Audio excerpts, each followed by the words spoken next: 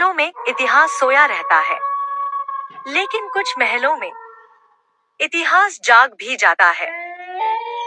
जंगल के बीच एक बहुत पुराना, काला, टूटा फूटा महल था। हर रात उसकी खिड़कियों से नीली अजीब रोशनी निकलती और दूर से किसी के रोने की आवाज सुनाई देती। पूरा गांव उस महल से डरता था, लेकिन दो बच्चे, रानी और छोटू, हमेशा रोमांच की तलाश में रहते थे। रानी, आज हम सच पता लगाएंगे। इस महल में कौन रोता है? छोटू, थोड़ा कांपते हुए। अगर सच में भूत निकला तो? महल का दरवाजा खुद ब करके खुल गया। अंदर धूल से भरी दालानें, टूटे झूमर और दीवारों पर पुराने डरावने पोर्ट्रेट। जैसे ही दोनों आगे बढ़े, एक खिड़की खुद बंद हो गई। दोनों उछलकर एक दूसरे से चिपक गए। अचानक ऊपर की मंजिल से किसी के चलने की तेज आवाज आई।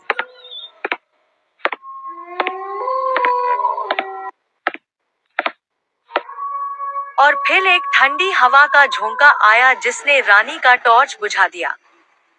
सब अंधेरा। अंधेरे में दो चमकती आंखें। छोटू डर के मारे। रानी, यह बिल्ली तो नहीं है ना? आंखें धीरे धीरे पास आईं। फिर सफेद, गोलमटोल भूत नीचे उड़ता हुआ आ गया। उसके चेहरे पर उदासी थी। भूत ने बच्चों को देखा और बोला, भूत, रोती आवाज में, मैं डराने नहीं आया, मैं मदद चाहता हूँ। रानी और छोटू चौंक गए।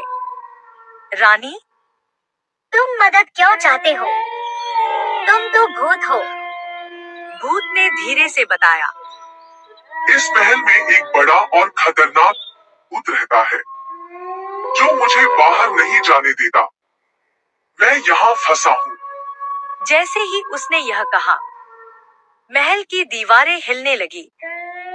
ऊपर से लाल रोशनी चमकी और एक बड़ा, लंबा, आग जैसी आंखों वाला भूत हवा में प्रकट हुआ।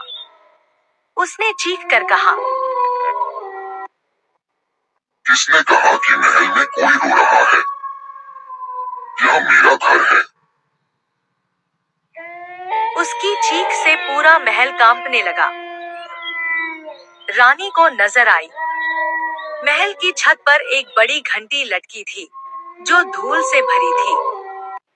रानी फुसफुसाते हुए छोटू से, भूत को तेज आवाज पसंद नहीं होगी। घंटी बजाते हैं। दोनों दौड़कर रस्सी पकड़ते हैं और पूरी ताकत से घंटी बजाते हैं। भूत अपना सिर पकड़कर चिल्लाने लगा, आवाज बंद करो। और धप्पा करके धुएं में गायब हो गया। अब छोटा सफेद भूत मुस्कुराया, भूत, तुम दोनों ने मुझे आजाद कर दिया। अब मैं इस महल का दुख नहीं, खुशी बनूंगा। महल की टूटी खिड़कियां चमक उठी। पुराने पोर्ट्रेट मुस्कुराने लगे और रोशनी चमचमाने लगी।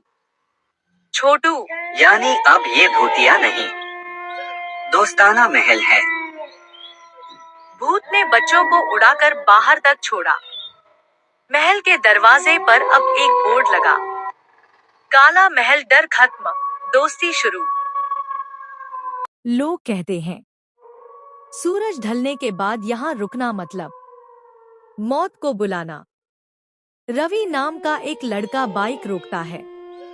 रवि, अरे बस 5 मिनट, फोन देख लूं। अचानक पीपल के पेड़ से घुंघरुओं की आवाज आती है। चुड़ैल की झलक। धुंध के बीच एक औरत दिखाई देती है। सफेद साड़ी, खुले बाल, लेकिन पैर जमीन को छू ही नहीं रहे। औरत धीमी आवाज में, मुझे घर छोड़ दोगे? रवि डर के मारे कुछ बोल नहीं पाता। जैसे ही वह औरत का चेहरा देखता है, आंखें काली और मुंह खून से सना। और तभी उस चुड़ैल को देखकर रवि के सामने नहीं, बल्कि उस चुड़ैल के सामने अपना अतीत खुल गया। उस औरत का नाम था सावित्री, एक सीधी सादी गर्भवती महिला। गांव के कुछ लोग उस पर इल्जाम लगाते हैं, गांव वाले, यह औरत अपशकुन है, इसके आने से फसलें खराब हो गई। सावित्री रोते हुए, मैं निर्दोष हूँ, मुझे छोड़ दीजिए। लेकिन भीड़ नहीं मानती। डर और अंधविश्वास जब इंसान के दिमाग पर हावी हो जाए तो वो राक्षस बन जाता है। सावित्री को उसी पीपल के पेड़ से बांध दिया जाता है। तेज बारिश, कड़कती बिजली, गांव वाले उसे आग लगा देते हैं। सावित्री चीखते हुए, मैं मरूंगी, लेकिन मेरी आत्मा तुम सबको चैन से जीने नहीं देगी। उसकी आंखें जलते जलते काली पड़ जाती हैं। आग बुझ जाती है, लेकिन पेड़ के नीचे सावित्री का शरीर नहीं मिलता। तेज हवा चलती है, हंसी गूंजती है, डरावनी, खोखली। उस रात एक औरत नहीं मरी थी। उस रात एक चुड़ैल पैदा हुई थी। रवि कांप रहा है। चुड़ैल गुस्से में, तुम इंसान हो, लेकिन चुप रहकर गुनाह देखने वाले। रवि की बाइक बंद हो जाती है। पेड़ की जड़ें हिलने लगती हैं।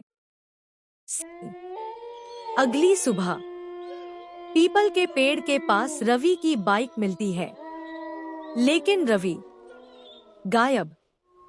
पेड़ के तने पर खून से लिखा है, हर चुड़ैल की एक कहानी होती है और हर कहानी का एक बदला। अगर रात में किसी पीपल के पेड़ से आवाज आए तो रुकना मत। जिंदा लोगों को भी मार देते हैं। आपसे ऐसी ही और डरावनी कहानियों के साथ।